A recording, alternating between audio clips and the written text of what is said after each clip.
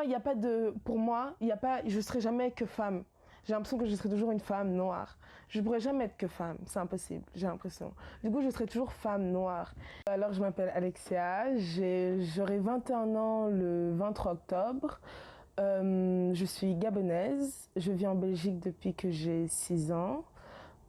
Alors, je crois que j'ai commencé à vraiment me considérer féministe beaucoup dans mon adolescence, même si déjà étant petite, vers 8 ans, je commençais à juste sentir les injustices qu'être une femme pouvait apporter. Beaucoup sur Internet, parce que chez moi on parlait pas vraiment de ça, mais vraiment beaucoup sur Internet, sur des sites comme Tumblr ou We Heard It, et voilà, vraiment beaucoup sur les réseaux sociaux que j'ai commencé à me considérer féministe. Féministe, c'est...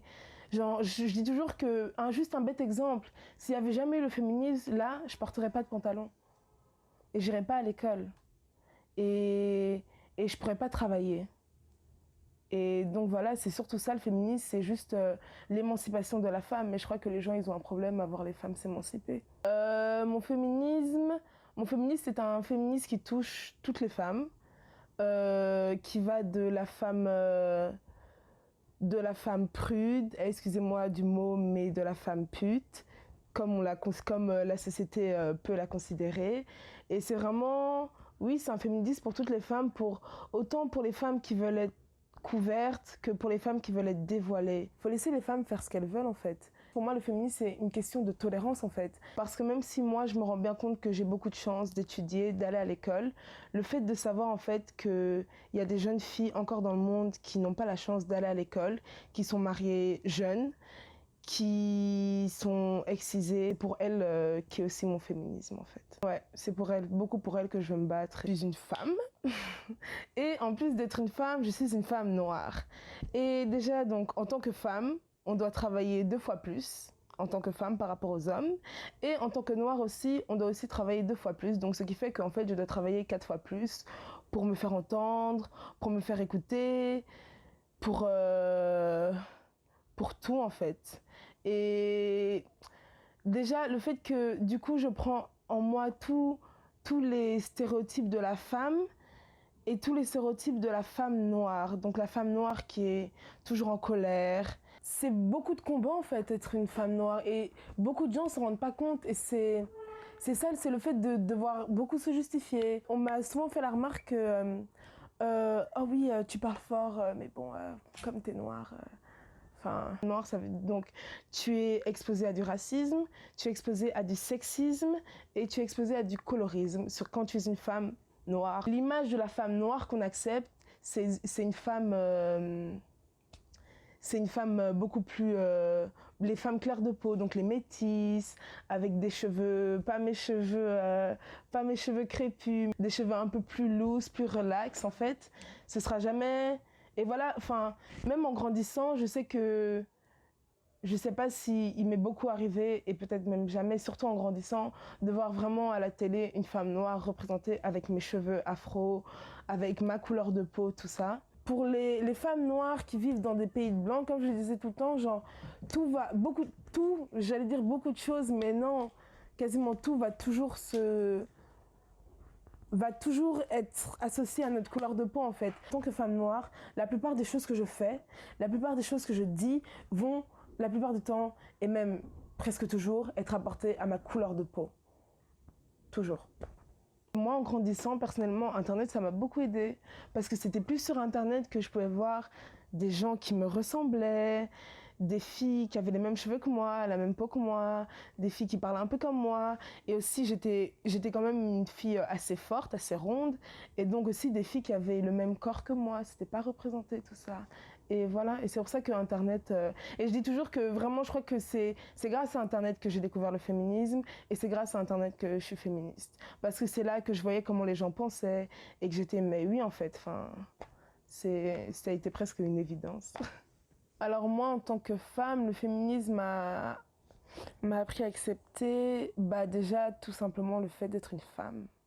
Tout simplement, parce que je me souviens quand j'étais petite, j'ai grandi avec 2 frères, un grand et un petit, et je me souviens, j'aimais pas du tout le fait d'être une femme en fait. Parce que j'avais l'impression que c'était toujours moi, la fille, qu'on disait c'est toujours moi qui devais aller à la cuisine, C'était toujours moi qui devais arrêter de jouer pour aller à la cuisine. J'avais l'impression que c'était toujours moi qui faisais plus en fait.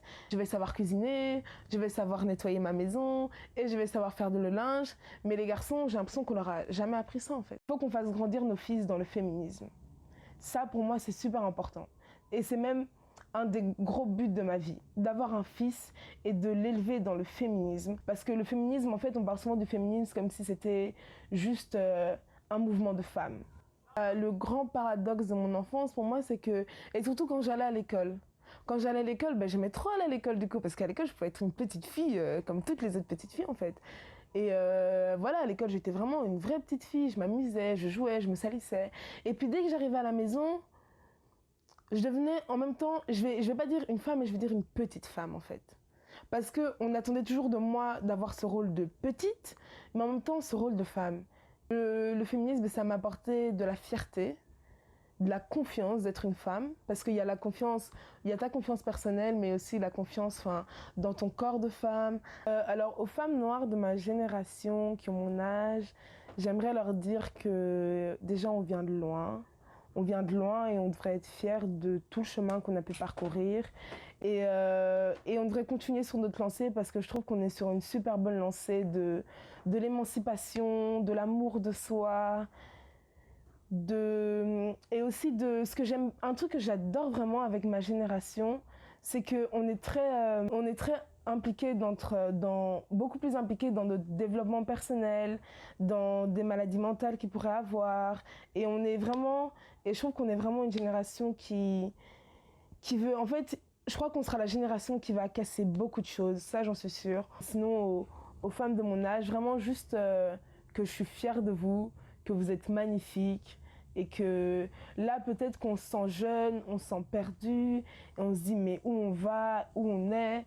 Mais je suis sûre et certaine que tout ira bien pour nous et on est vraiment une génération qui va changer les choses. Parce qu'on est juste aware en fait. On est juste conscient, on est beaucoup plus conscient du fait d'être des femmes, du fait d'être noires.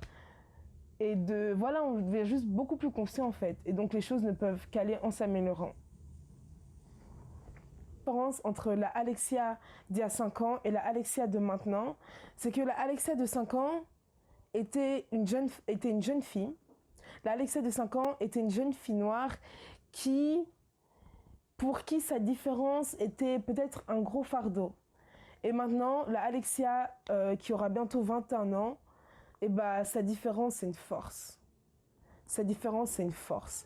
Parce que maintenant, j'ai pas de problème. J'ai pas de problème avec ma couleur de peau. J'ai pas de problème avec le fait d'avoir des ovaires. J'ai pas de problème avec qui je suis. Donc voilà. Vraiment, c'est juste... les différences deviennent des forces en fait.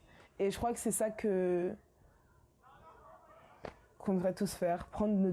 Faire de nos différences des forces.